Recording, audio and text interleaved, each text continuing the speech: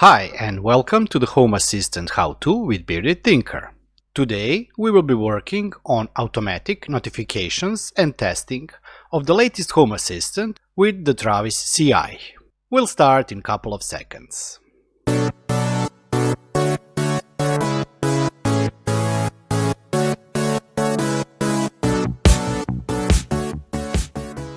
Before we begin today's episode, I really would like to thank all the members who have joined my channel. Thank you.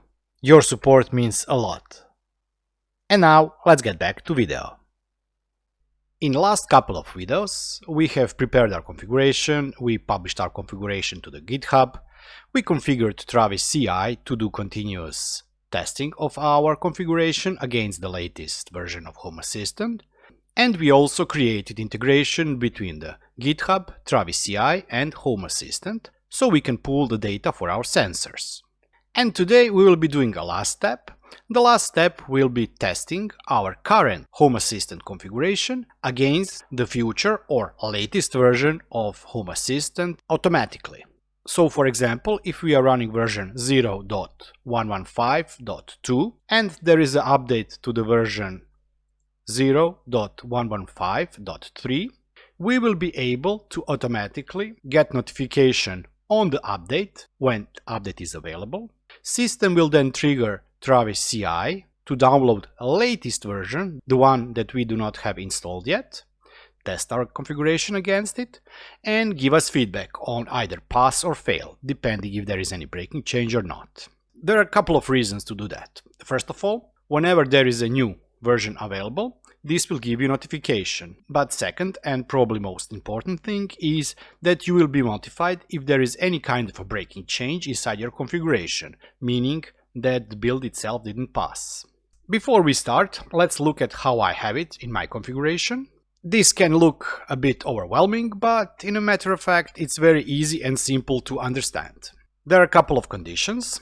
First condition is to test our current version of Home Assistant. This is the one version we have currently installed against the latest available version. This is the latest version. This can be either Home Assistant Core or HAS.io, depending on the version you are using. If they are not equal and latest version is different than unknown and latest version is different than the input text or helper field latest version, then it starts action. And the action itself is: first, we populate this version latest notified field with the latest version. Then I trigger notification with information that there is an update to Home Assistant supervised. And it shows the current version and the latest version. Second thing is I create also persistent notification available here. Third thing that I do, that we will not be covering today, but you can always go into my GitHub repository and take this piece of code from here, is we are also creating a REST command and opening an issue on the GitHub. This REST command always opens issue 14 because in issue 14 in my GitHub I'm tracking updates to the Home Assistant. There are various other issues. For example, in issue 16 I'm tracking all HACS or Home Assistant Community Store updates.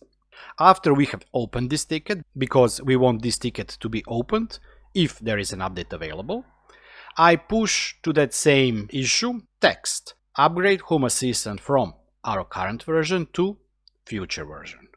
And we also have a link to release notes. And next thing that we do, we use REST command to start Travis build. Travis is configured in such a way that it always downloads the latest available version. So even if you do not update your Home Assistant, it will test it against the latest available version. When I'm talking about latest available, I'm talking about stable, not beta or development versions. Next thing that we do, we use wait template to wait when we get notification or sensor update from Travis CI sensor that the testing has started. When we get that, I push notification that Travis build has started. Same thing goes for the persistent notification.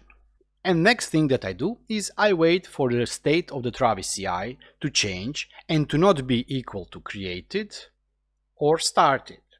This means that I will be pulling any state besides created and started, and normally it means that I will get state either failed or passed. So after I get any of that states, I once again pull notify engine and push notification to my Discord, also to my mobile phone, saying that Travis build has failed or passed. Same thing of course goes for the persistent notification. And the last thing that I do is I use rest command once again to push this state, passed or failed, to GitHub repository to the issue 14 where I track the updates. So let's check how it looks at GitHub and Discord server. So let's look at how this looks at GitHub. As I said, my system reopens ticket when there is update available. It informs me that there is update available from 0.115.2 to 0.115.3. I can click here to get the release notes, and it says that it was generated by Jarvis. Next push I see here is Travis build has passed, and when I receive this information or when I receive this notification, I always know that it's safe for me to press the update button inside Home Assistant Supervised. And one other notification that I have is that on the system restart, if some conditions are met, this ticket is also automatically closed after the update itself. Let's go to Discord, and in Discord it looks like this. I see that there is an update available. This is the information pushed also here. Issue number 14 is reopened by me. I see then information that Travis build has started, Travis build has passed. And of course, the last thing that I do is I automatically close the ticket on the system restart. Let's look at what are the prerequisites to get this working. First thing that you will need is, of course, your configuration needs to be published to GitHub. Second thing is you need to have Travis CI set up and configured. And this is something that we did in previous couple of videos. Next thing, we will need Travis CI API key. And this key will be used for the REST command to trigger Travis build. So let's go to the Travis and get the API key. In order for you to get the key, you have to press here on the downwards pointing arrow, settings, and go to settings. There are two tokens that you can use. One is the API authentication and the other one is assets authentication. For this integration, we need token API authentication. All you have to do is you have to click on copy token. Token has been copied. And then you have to insert it inside your secrets YAML file. Let's go back to Home Assistant. We already have Travis CI key, but this key is not what we want. This was used previously for something else. We need to create a new key, and this key we will call it Travis API. Travis API. Now we have to paste here, but be careful, we do not want to just paste it. We have to tweak it because Travis API expects not just the key itself, but also it needs word token before it. So let's open up a quotation and type token, one space, and here you just paste the API key that we copied from the dashboard. So be careful, you need to have it in a quotation, and you need to have token before the API key itself. Let's save this. And now we are ready to create some additional things for our automation to work. First thing is we need to create two sensors. As you know, I myself am currently using, even in my recording setup, partially split configuration. So let me show you what you need to do in both ways. If you have a sensors YAML file, let me create a new file first. So let's pretend that this is your sensors YAML file. What you need to do is you need to create two sensors. One will be called current version and the other one will be called latest version. So let's start. Platform. And platform will be version. Name. Current version. Source. Local. And the next sensor will be platform, version, name will be latest version, and source will be, in my case, has.io. There are other options for this version sensor. I will be posting a link to the documentation, and there you can see what other options are available. Since I'm using supervised version or has.io version, I need to check against the latest version for has.io. If you are using one single sensor YAML file, or if you have sensors inside your configuration YAML file, this is how you should create them. But since I do not have it like that, let me create two files inside my sensors YAML file. One file will be called version latest.yaml,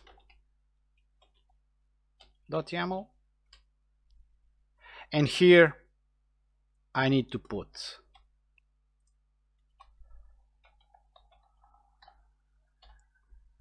latest version, and the next one will be version current, and I'll copy this in the current version. Don't forget that you need to format it a bit different than if using sensors YAML file. So now I have created two additional sensors if you are using split configuration, latest version and current version. One additional thing that we will need, as I mentioned previously, is input text field or helper. There are two ways you can create it. One is through the YAML files itself, but the other way is to go to configuration, helpers, and add it here. We'll be using text field, and you can call it version latest notified. The downside of using helpers through user interface is that you lack some options. For example, whatever name I give it here, this will be the name shown on the input text field, but I'm unable to give it any other name, for example, explanation or something like that. If you press create, we will now have a new input text field. As you can see, it's input text dot version underscore latest underscore notified. If you go to Visual Studio Code, you will see that this helper is not available here. I think that you cannot find it.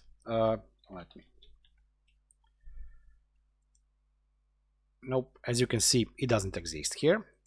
So that is the reason why I do not use helpers here. And that is the reason why we will be creating it by hand. There are a couple of ways for you to create input text field if you do not use any kind of input fields before. One way is to do it inside the configuration YAML file. Second way you can do is you can do it via the independent input underscore text YAML file. And third option is, of course, to go the integrations way. Let me create one that will be a bit simpler and probably more people will use it. We will go to our configurations YAML file. At the top, we should have a list of all our external or included files. Let's put here input text include, and let's name the file include underscore text.yaml. So now we are telling Home Assistant that input text will be in the external file called fix this input, not include text YAML file. Of course, what we have to do now is we need to create input text YAML file, and we do that in the same folder as our configuration YAML file is. Let me click on the new file, input underscore text.yaml. And here we can now create new input text field, and it should be something like this: version latest notified. And we can now give it a more prettier name: Home Assistant update version notified. It's always a good thing to go to your configuration, server control, check configuration, and it looks like our formatting is okay for both input text field and also two additional sensors we created previously. But we still need to create one additional sensor or one additional integration, and this is REST command. Of course, again, there are a couple of ways you can do it. It all depends on if you have your full configuration inside configuration YAML file. If you did split your configuration file into the larger chunks with include files, or if you have completely split your configuration. Again, for this example, I will be using the second option. So inside configuration YAML file, in the include, I will create REST command integration, and I will say that this is included in the external REST command YAML file.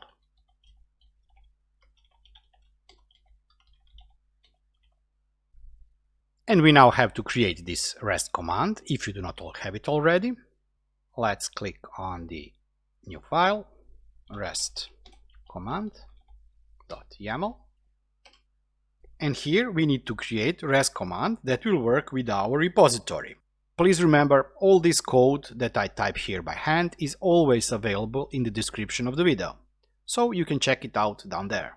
Let me copy here what I use in my setup, and then we will adapt this to our needs here. It starts with Travis_build. This will be the name of the REST command. Then we have the URL. What you need to do is you need to fix the URL to match your own need. So how do you match it? First part of the URL is your name. For me, this is Bearded Thinker. This is the name that I use on my GitHub, but also on Travis. And the second part is the name of the GitHub repository that we want to test with the Travis. In my setup, home setup that I'm using, this is the name of the repository. But in this case, we will be adding rec because we want to test it against my recording setup. As I said, method we will be using is post, and here are the headers. You need to change this so that this authorization matches what you have here. As I said previously, we created Travis API using the API key we got from the dashboard, and it has to be formatted like this, meaning that you have to have it inside the quotes, and it needs to start with a token, one space, and then the API key itself. So authorization, secret, Travis API, content application JSON, accept application JSON, and Travis API version is 3. Payload, you can leave it like that unless you have a couple of branches for your repository, but most of the users that publish their setup do not have them, so you can leave master here. This is the fourth sensor or fourth integration we created. We created previously version, latest and current. We created input text field, and now we created the last component needed, or last integration. This is the REST command. Before we proceed, let's go to configuration, server control, check configuration, and we should have all green before we restart our system. Why do we want to restart our system? Because for the next step, and this is creating of the automation, we need to have REST command available, we need to have both current and the latest version of the Home Assistant information available, and we also need helper field or input text field. So let's restart it. This video should be the last video in series related to the GitHub and Travis. If you still have any kind of a comment or a question in regard to this, you can always find me on the Discord, and I would definitely suggest for you to go and check my configuration on the GitHub that is available publicly. There you can find some additional information on how I'm using that, what other tasks you can automate with GitHub and Travis, and of course, if you have any kind of suggestion on how I can improve that, you can also leave it there in the issues section, or you can leave it on the Discord server. Bear in mind that I did have one question why I'm using Travis CI and not GitHub CI. Well, over the weekend and with the help of Frank, I did manage to get my GitHub CI working, so you can check my main repository, main Home Assistant configuration repository, and there you can see how I did a GitHub CI and what it does currently. GitHub CI checks against the latest Home Assistant version, but it also checks against the beta version, if available, and development version. In that way, you can catch if there are any kind of breaking changes that your current setup maybe will not pass. If you go to Developer Tools, we can now test if everything is visible that we need. First thing is, let's check version. We should have current version and it should read 0.115.2, but we also need to have here latest version and it reads 0.115.3 because this is the latest version. And this is also great because now we will be also able to test our automation when everything is done. What we also need to see here is if our REST command is available. Let's type here REST, and you can see that we now have REST command.travis_build. We can press call service, and if everything is okay, we should in dashboard see that our configuration has started to build. And in Travis CI dashboard, we can see that we managed to trigger with the REST command Travis CI. And let's check one final thing. We should also now have input text field that is unknown. Why it is unknown? Because we still didn't create automation that would fill in. And that's what we are going to do now. We will go to automations and we will create a new automation that will trigger everything we have prepared so far. I haven't created any automation in the user interface for a long time, so I made a cheat sheet and prepared myself this earlier. And this here is pretty much the same thing that I have in my automation YAML file, because I just wanted to test if I could write this through the user interface or not. Let's go back. Let's press on the plus sign. Let's skip this. And now it's time to create our automation. First, let's give it a name. Home Assistant Update Automation. You can type here pretty much anything you want. First thing that we need to do is we need to set triggers. One of the triggers will be Home Assistant start, and the next trigger will be state from sensor latest version. Okay, so triggers are done. Now let's go to conditions. For conditions, we will be using template here. And I will definitely not type here everything, I will paste it. You can get this text that I'll paste here in the description of the video. And this is the template. We will be testing if latest version is not equal to current version. They must not match, because that means that there is a version that is above our current version. Next, we want to test if the latest version is not equal to unknown, because we want to have this state as a version itself. And the third thing we are testing is if the latest version is not equal to the version latest notified. Why? Because at next step we will be saving our latest version into input text field. Now our conditions are done, and next step is to define actions. And there are a lot of actions that we need to define. First one will be service, call service, input, text, set value, and we need to set value for the version latest notified. For the value, I will copy here prepare text. We are pulling state of the sensor.latest version. Next action, we will call service and we will create persistent notification. Let me paste here the code I prepared. Our persistent notification will have title Update Home Assistant, and the message is that we are running version this and there is version that. Also, it will say that we are triggering Travis build. Let's add new action, and this time we will call service rest command Travis build. We said we are triggering it, and now we really are triggering it. Before our automation goes any further, we have to insert wait command. And let me paste here code I prepared. So we are waiting for the state of bearded tinker underscore home underscore assistant underscore config underscore rec for recording underscore state to change to started.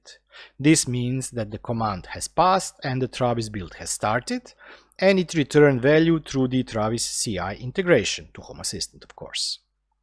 After build has started, we will create a new action. Once again, we will call service persistent notification create, and this is the code I prepared. Title will be once again update Home Assistant, for the notification ID update HA, and the message is same as before, but the last line has changed. Now it's Travis build has started, and previously we had triggering Travis build. Once again, we have to add action, wait, and this time we will be waiting for not state, meaning we will define two states, and we want Travis CI to return something other than that. We are waiting for a new state, and this new state mustn't be created or started. Why? Because other states that we can receive are failed or passed. So this action will wait for this wait or passed, and then we have to create additional action. Once again, call service persistent notification, and this is the code that we are going to use. Once again, title is update Home Assistant, notification ID is also update HA, and message now reads there is an update to Home Assistant from this version to this version, and the last line is Travis build has, and now it will return the state of this action. Let's press save. So if everything is okay, we now should have working automation. Let's go to Visual Studio Code. Let's go to automations, and let's scroll down. If you remember from the beginning of the video how my automation looks, this is more simplified version because it doesn't push notification to your mobile phone or something like that, and plus it doesn't also create issue part where you post issue on the GitHub repository that you have update and also the results of the Travis build. Again, as I mentioned earlier, if you want to do something like that, you can always check my public repository where I have much more complex and longer automation for this case. This should be it. Let's go to configuration, server control, check configuration, and let's reload our automations. Now we can go to automations. Let me disable this Home Assistant update available script. This is something that I created when I was preparing for this recording. Let me clear the notifications here. The easiest way to trigger this by hand is of course to initiate execute, but we can also try and trigger it by doing system restart. Let me do that quickly.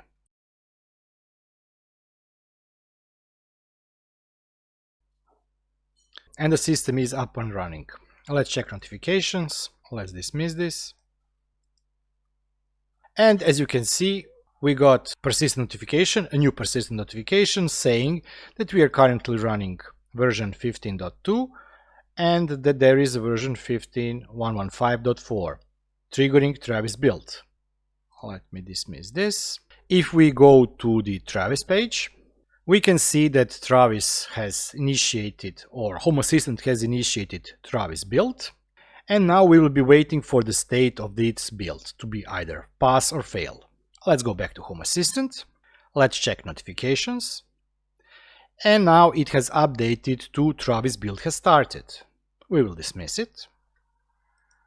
because at this point we are waiting for our last update, and this last update needs to be passed or failed. This is the integration we created last time in the video where we set up Travis CI integration in Home Assistant.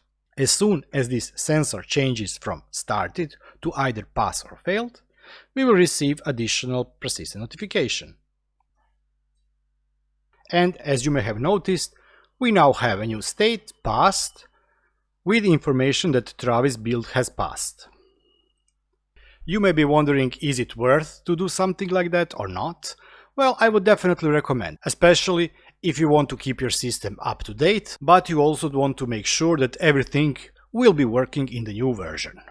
Of course, feel free to customize this to your liking. You can push notifications, you can turn the lights on off, you can change all the light bulbs in your apartment to green or red, depending if the last build status is passed or failed, and things like that.